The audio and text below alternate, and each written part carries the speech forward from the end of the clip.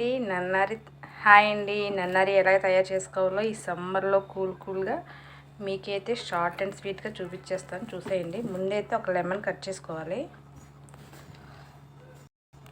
ఒక లెమన్లో హాఫ్ చెక్క అయితే మనం జ్యూస్ అయితే పిండుకోవాలండి. ఒక గ్లాసు సరిపోయిద్ది.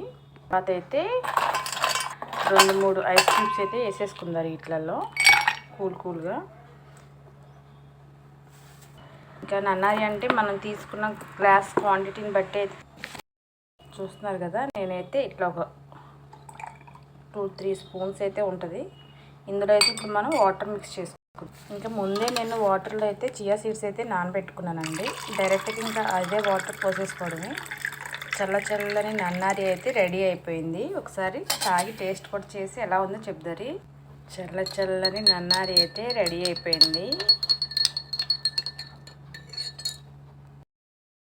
ఇప్పుడైతే నన్నారి తాగి టేస్ట్ ఎలా ఉందో చెప్తా.